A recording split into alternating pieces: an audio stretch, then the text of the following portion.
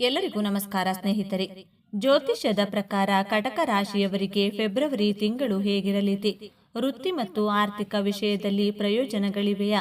ನಿಮ್ಮ ಆರ್ಥಿಕ, ಶೈಕ್ಷಣಿಕ, ಆರೋಗ್ಯ, ಉದ್ಯೋಗ, ಕುಟುಂಬ, ವೃತ್ತಿ, ವ್ಯಾಪಾರದ ಬದುಕು ಹೇಗಿರಲಿದೆ? ರಾಶಿಫಲ ನೋಡೋಣ ಬನ್ನಿ. ಅದಕ್ಕೂ ಮುಂಚೆ ನೀವಿನ್ನು ಚಾನೆಲ್ಗೆ ಸಬ್ಸ್ಕ್ರೈಬ್ ಆಗಿಲ್ಲ ಅಂದ್ರೆ ಈಗಲೇ ಸಬ್ಸ್ಕ್ರೈಬ್ ಆಗಿ, ಹಾಗೆ ವಿಡಿಯೋಗೆ ಲೈಕ್ ಮಾಡಿ, ವಿಡಿಯೋ ಸ್ಕಿಪ್ ಮಾಡದೆ ಕೊನೆ ತನಕ ನೋಡಿ. ಕಟಕ ರಾಶಿಯ ಮಾಸ ಭವಿಷ್ಯ 2025. ಈಗ ನಿಮಗೆ ಗುರುಬಲ ಇದೆ. ಲಾಭ ಸ್ಥಾನದಲ್ಲಿ ಇರುವ ಗುರು ನೀವು ಮಾಡುವ ಕೆಲಸಕ್ಕೆ ಅಡೆತಡೆಗಳನ್ನು ನಿವಾರಣೆ ಮಾಡಿ ನಿಮ್ಮ ಯೋಜನೆಗಳು ಫಲಪ್ರದವಾಗುವ ಹಾಗೆ ಮಾಡುತ್ತಾನೆ. ಮುಂದಿನ ದಿನಗಳಲ್ಲಿ ಅಷ್ಟಮ ಶನಿಯಿಂದ ಸಂಪೂರ್ಣ ಬಿಡುಗಡೆ ದೊರೆತು ನೀವು ಸಂಕಟಗಳಿಂದ ಹೊರಬರುತ್ತೀರಿ. ಈಗಾಗಲೇ ನಿಮಗೆ ಶುಭ ಸೂಚನೆ ದೊರೆಯುತ್ತಿದೆ. ಮನಸ್ಸಿಗೆ ಆಹ್ಲಾದ ಎನಿಸುತ್ತದೆ. ನಿಂತು ಹೋದ ಕೆಲಸ ಕಾರ್ಯಗಳು ಚಾಲನೆ ಪಡೆದುಕೊಳ್ಳುತ್ತವೆ. 9ನೇ ಮನೆಗೆ ಶುಕ್ರನ ಪ್ರವೇಶದಿಂದ ಸುಗ್ರಾಸ ಭೋಜನ, ವಿಹಾರ, ಯಾತ್ರೆ ಮುಂತಾದ ಸತ್ಫಲಗಳು ದೊರೆಯುತ್ತದೆ. ಆರ್ಥಿಕ ಸ್ಥಿತಿ: ಕರ್ಕಾಟಕ ರಾಶಿಯವರಿಗೆ ಈ ತಿಂಗಳು ಹಣಕಾಸಿನ ವಿಷಯದಲ್ಲಿ ತುಂಬಾ ಉತ್ತಮವಾಗಿರುತ್ತದೆ. ಈ ಅವಧಿಯಲ್ಲಿ ನೀವು ಅನೇಕ ವಿಧಾನಗಳ ಮೂಲಕ ಆದಾಯ ಮತ್ತು ಹಣವನ್ನು ಪಡೆಯುತ್ತೀರಿ. ಸಂಪತ್ತಿನ ಹೆಚ್ಚಳ ಮತ್ತು ನಿಮ್ಮ ಆರ್ಥಿಕ ಸ್ಥಿತಿಯನ್ನು ಬಲಪಡಿಸುವುದರಿಂದ ನಿಮ್ಮ ಸಾಮಾಜಿಕ ಪ್ರತಿಷ್ಠೆ ಹೆಚ್ಚಾಗುತ್ತದೆ. ಆದರೆ ಆರ್ಥಿಕ ವಿಷಯಗಳ ಬಗ್ಗೆ ಸ್ವಲ್ಪ ಕಾಳಜಿ ವಹಿಸಬೇಕಾಗುತ್ತದೆ, ಏಕೆಂದರೆ ಈ ಅವಧಿಯಲ್ಲಿ ಹಣದ ನಷ್ಟವಾಗಬಹುದು. ಆದ್ದರಿಂದ ಹಣಕಾಸಿನ ವಿಷಯಗಳ ಬಗ್ಗೆ ಯೋಚಿಸದೆ ಯಾವುದೇ ಹೆಜ್ಜೆ ಇಡಬೇಡಿ. ತಿಂಗಳ ಮಧ್ಯದಲ್ಲಿ ಖರ್ಚುಗಳು ಸ್ವಲ್ಪ ಹೆಚ್ಚಾಗಬಹುದು, ಆದರೆ ಚಿಂತಿಸಬೇಡಿ, ಏಕೆಂದರೆ ವೆಚ್ಚಗಳ ಹೆಚ್ಚಳದೊಂದಿಗೆ ಆದಾಯವು ಹೆಚ್ಚಾಗುತ್ತದೆ. ಈ ಸಮಯದಲ್ಲಿ ಹಣದ ನಷ್ಟದ ಸಾಧ್ಯತೆಯೂ ಇದೆ. ಆದ್ದರಿಂದ ಹೂಡಿಕೆ ಯೋಜನೆಯಲ್ಲಿ ಜಾಗರೂಕರಾಗಿರಿ. ಒಟ್ಟಾರೆಯಾಗಿ ಈ ತಿಂಗಳು ಕರ್ಕಾಟಕ ರಾಶಿಯವರಿಗೆ ಆರ್ಥಿಕವಾಗಿ ಉತ್ತಮವಾಗಿರುತ್ತದೆ. ವೈವಾಹಿಕ ಜೀವನ: ಈ ತಿಂಗಳು ಕರ್ಕಾಟಕ ರಾಶಿಯವರ ವೈವಾಹಿಕ ಜೀವನದಲ್ಲಿ ಏರಿಳಿತಗಳಿಂದ ತುಂಬಿರುತ್ತದೆ. ಮನೆಯಲ್ಲಿ ಕೆಲವು ವಿವಾದಗಳಿರಬಹುದು, ಆದರೆ ಏನೇ ಸಂಭವಿಸಿದರೂ ಪರಿಸ್ಥಿತಿಗಳು ನಿಮ್ಮ ಪರವಾಗಿರುತ್ತವೆ. ಈ ತಿಂಗಳು ಯಾವುದೇ ರೀತಿಯ ತಪ್ಪು ತಿಳುವಳಿಕೆಯನ್ನ ತಪ್ಪಿಸಿ ಮತ್ತು ನಿಮ್ಮ ಸಂಗಾತಿಯೊಂದಿಗಿನ ಎಲ್ಲ ವಿಷಯಗಳನ್ನ ಮಾತುಕತೆಯ ಮೂಲಕ ಪರಿಹರಿಸಿಕೊಳ್ಳಿ. ಈ ತಿಂಗಳು ಸಂಗಾತಿಯ ಆರೋಗ್ಯದಲ್ಲಿ ಕುಸಿತವಾಗಬಹುದು, ಆದ್ದರಿಂದ ಅವರ ಆರೋಗ್ಯದ ಬಗ್ಗೆ ಕಾಳಜಿ ವಹಿಸಿ. ತಮ್ಮ ಮೊದಲ ಮಗುವಿಗಾಗಿ ಕಾಯುತ್ತಿರುವ ದಂಪತಿಗಳು ಉಡುಗೊರೆಯನ್ನ ಪಡೆಯಬಹುದು. ಮತ್ತೊಂದೆಡೆ ಅವಿವಾಹಿತರು ಮದುವೆಯಾಗಬಹುದು.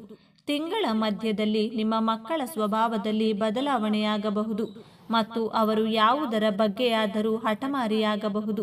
ಆದ್ದರಿಂದ ಮಕ್ಕಳನ್ನ ಬೈಯುವ ಬದಲು ಅವರಿಗೆ ಪ್ರೀತಿಯಿಂದ ವಿವರಿಸಿ. ಈ ತಿಂಗಳು ಮಕ್ಕಳ ಆರೋಗ್ಯದ ವಿಷಯದಲ್ಲಿ ನಿರ್ಲಕ್ಷ್ಯ ವಹಿಸಬೇಡಿ, ಇಲ್ಲದಿದ್ದರೆ ನೀವು ಸಾಕಷ್ಟು ತೊಂದರೆಗಳನ್ನು ಎದುರಿಸಬೇಕಾಗಬಹುದು. ಕುಟುಂಬ ಜೀವನ: ಈ ತಿಂಗಳು ನಿಮ್ಮ ಕುಟುಂಬ ಜೀವನವು ಅದ್ಭುತವಾಗಿರುತ್ತದೆ. ಈ ತಿಂಗಳು ನಿಮ್ಮ ಕುಟುಂಬದಲ್ಲಿ ಶಾಂತಿ ಮತ್ತು ಸಾಮರಸ್ಯ ಇರುತ್ತದೆ.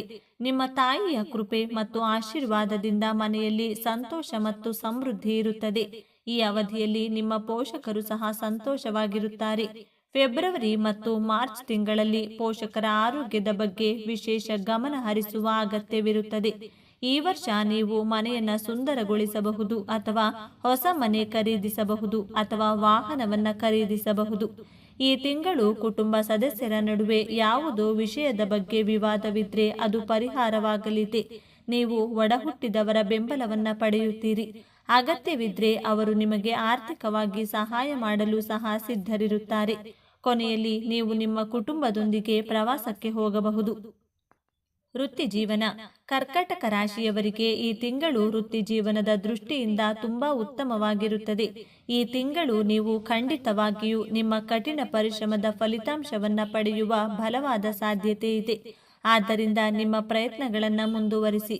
ಫೆಬ್ರವರಿಯಿಂದ ಮಾರ್ಚ್ ಮತ್ತು ನವೆಂಬರ್ನಿಂದ ಡಿಸೆಂಬರ್ ವರೆಗಿನ ಅವಧಿಯು ನಿಮ್ಮ ವೃತ್ತಿ ಜೀವನಕ್ಕೆ ಅತ್ಯಂತ ಮುಖ್ಯವಾಗಿರಲಿದೆ.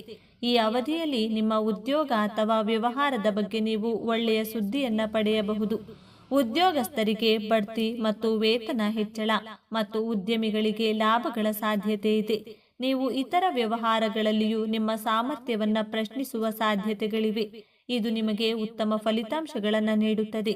ವೃತ್ತಿ ಜೀವನದ ದೃಷ್ಟಿಯಿಂದ ಏಪ್ರಿಲ್ನಿಂದ ಜುಲೈ ನಡುವಿನ ಸಮಯವು ಸ್ವಲ್ಪ ಹೆಚ್ಚು ಜಾಗರೂಕವಾಗಿರುತ್ತದೆ. ಈ ಅವಧಿಯಲ್ಲಿ ಯೋಚಿಸದೆ ಯಾವುದೇ ನಿರ್ಧಾರವನ್ನು ತೆಗೆದುಕೊಳ್ಳಬೇಡಿ. ವ್ಯವಹಾರ ಮಾಡುವ ಜನರು ಈ ಅವಧಿಯಲ್ಲಿ ಯಾವುದೇ ರೀತಿಯ ಹೂಡಿಕೆ ಮಾಡುವುದನ್ನು ತಪ್ಪಿಸಬೇಕು. ಶಿಕ್ಷಣ ಈ ತಿಂಗಳು ವಿದ್ಯಾರ್ಥಿಗಳಿಗೆ ಉತ್ತಮವಾಗಿರುತ್ತದೆ. ವಿಶೇಷವಾಗಿ ಹೊಸದನ್ನ ಪ್ರಯತ್ನಿಸುವ ಮತ್ತು ಕಲಿಯುವ ಬಯಕೆಯನ್ನ ಹೊಂದಿರುವ ವಿದ್ಯಾರ್ಥಿಗಳು ತಮ್ಮ ಪ್ರಯತ್ನಗಳಲ್ಲಿ ಯಶಸ್ಸನ್ನ ಪಡೆಯುತ್ತಾರೆ. ಈ ತಿಂಗಳು ನೀವು ನಿಮ್ಮ ಅಧ್ಯಯನದ ಬಗ್ಗೆ ಗಂಭೀರವಾಗಿರುತ್ತೀರಿ ಮತ್ತು ಕಠಿಣ ಪರಿಶ್ರಮದಿಂದ ನಿಮ್ಮ ಗುರಿಗಳನ್ನು ಸಾಧಿಸಲು ನಿಮ್ಮ ಅತ್ಯುತ್ತಮ ಪ್ರಯತ್ನ ಮಾಡುತ್ತೀರಿ. ಆಗಸ್ಟ್ನಿಂದ ಸೆಪ್ಟೆಂಬರ್ ತಿಂಗಳು ವಿದ್ಯಾರ್ಥಿಗಳಿಗೆ ಅದ್ಭುತವಾಗಿರುತ್ತದೆ. ನಾಗರಿಕ ಸೇವೆಗಳು, ಎಂಜಿನಿಯರಿಂಗ್, ವೈದ್ಯಕೀಯ ಮತ್ತು ನಿರ್ವಹಣೆಯಂತಹ ಪರೀಕ್ಷೆಗಳಿಗೆ ತಯಾರಿ ನಡೆಸುತ್ತಿರುವ ಜನರು ಈ ಅವಧಿಯಲ್ಲಿ ಕೆಲವು ಉತ್ತಮ ಯಶಸ್ಸನ್ನು ಪಡೆಯಬಹುದು. ಆದ್ದರಿಂದ ನಿಮ್ಮ ಪ್ರಯತ್ನಗಳನ್ನು ಮುಂದುವರಿಸಿ. ಉನ್ನತ ಶಿಕ್ಷಣಕ್ಕಾಗಿ ವಿದೇಶಕ್ಕೆ ಹೋಗಲು ತಯಾರಿ ನಡೆಸುತ್ತಿರುವ ವಿದ್ಯಾರ್ಥಿಗಳು ಈ ತಿಂಗಳು ವಿಶ್ವದ ಕೆಲವು ಪ್ರತಿಷ್ಠಿತ ಶಿಕ್ಷಣ ಸಂಸ್ಥೆಗಳಲ್ಲಿ ಪ್ರವೇಶ ಪಡೆಯಬಹುದು. ಇದು ನಿಮ್ಮ ವೃತ್ತಿ ಜೀವನಕ್ಕೆ ಉತ್ತಮ ಅವಕಾಶವಾಗಬಹುದು. ಆರೋಗ್ಯ ಈ ತಿಂಗಳು ನಿಮ್ಮ ಆರೋಗ್ಯವು ಸ್ವಲ್ಪ ಸೌಮ್ಯವಾಗಿರುತ್ತದೆ. ಈ ಅವಧಿಯಲ್ಲಿ ನೀವು ಸ್ವಲ್ಪ ಒತ್ತಡಕ್ಕೆ ಒಳಗಾಗಬಹುದು. ಕೆಲಸ ಅಥವಾ ಇತರ ಯಾವುದೇ ವಿಷಯದ ಬಗ್ಗೆ ಚಿಂತಿಸುವುದು ಹೆಚ್ಚಿನ ಒತ್ತಡಕ್ಕೆ ಕಾರಣವಾಗಬಹುದು. ಈ ತಿಂಗಳು ದೂರದ ಪ್ರಯಾಣಕ್ಕೆ ಹೋಗುವುದು ನಿಮಗೆ ಹೆಚ್ಚು ಆಯಾಸವನ್ನುಂಟು ಮಾಡುತ್ತದೆ. ಇದು ವಿದೇಶಿ ಪ್ರವಾಸವೂ ಆಗಿರಬಹುದು. ಆದ್ದರಿಂದ ಈ ಸಮಯದಲ್ಲಿ ಸ್ವಲ್ಪ ಎಚ್ಚರ ವಹಿಸಿ. ಜುಲೈನಿಂದ ಸೆಪ್ಟೆಂಬರ್ ನಡುವೆ ನಿಮ್ಮ ಆರೋಗ್ಯವು ಸ್ವಲ್ಪ ಹದಗೆಡಬಹುದು. ಇದಲ್ಲದೆ ನಿದ್ರಾಹೀನತೆಯ ಸಮಸ್ಯೆಗಳು ಸಹ ಕಾಣಿಸಿಕೊಳ್ಳಬಹುದು. ಈ ಅಸ್ವಸ್ಥತೆಗಳನ್ನು ತಪ್ಪಿಸಲು ಸಮತೋಲಿತ ಆಹಾರ ಮತ್ತು ಉತ್ತಮ ದಿನಚರಿಯನ್ನು ಅಳವಡಿಸಿಕೊಳ್ಳಿ. ಆರೋಗ್ಯಕರ ದೇಹಕ್ಕೆ ಉತ್ತಮ ಮಾರ್ಗವೆಂದರೆ ಹೆಚ್ಚು ಹೆಚ್ಚು ನೀರು ಕುಡಿಯುವುದು. ನೀವು ಯಾವುದೇ ದೀರ್ಘಕಾಲದ ಕಾಯಿಲೆಯಿಂದ ಬಳಲುತ್ತಿದ್ದರೆ ಈ ತಿಂಗಳು ನಿಮ್ಮ ನೋವು ಸ್ವಲ್ಪ ಹೆಚ್ಚಾಗಬಹುದು. ಈ ರೋಗವು ನಿಮ್ಮನ್ನ ಮತ್ತೆ ಕಾಡುವುದರಿಂದ ಯಾವುದೇ ಅಸ್ವಸ್ಥತೆಯ ಸಂದರ್ಭದಲ್ಲಿ ತಕ್ಷಣ ವೈದ್ಯಕೀಯ ಸಲಹೆಯನ್ನ ಪಡೆಯಿರಿ. ಮದುವೆ ಯೋಗ ವಿವಾಹದ ನಿರೀಕ್ಷೆಯಲ್ಲಿರುವ ಕರ್ಕಾಟಕ ರಾಶಿಯವರಿಗೆ ಇದು ಉತ್ತಮ ಸಮಯ. ಸಕಾರಾತ್ಮಕ ಸಂಗತಿಗಳು ಜರುಗಬಹುದಾಗಿದೆ. ನಿಮ್ಮ ಸ್ವಭಾವಕ್ಕೆ ಸರಿಹೊಂದುವ ಒಂದೇ ರೀತಿಯ ಮೌಲ್ಯ ಮತ್ತು ಆಸಕ್ತಿ ಹೊಂದಿರುವ ವ್ಯಕ್ತಿಗಳನ್ನ ಭೇಟಿ ಮಾಡುವ ಸಾಧ್ಯತೆ ಇದೆ. ಈ ತಿಂಗಳು ಮತ್ತೊಂದು ವಿಶೇಷವೆಂದರೆ ಬದ್ಧತೆಯುಳ್ಳ ವ್ಯಕ್ತಿಯ ಜೊತೆ ದೀರ್ಘಾವಧಿ ಸಂಬಂಧಗಳನ್ನು ಸಾಧಿಸುವ ಸಾಧ್ಯತೆ ಬಹಳ ಇದೆ.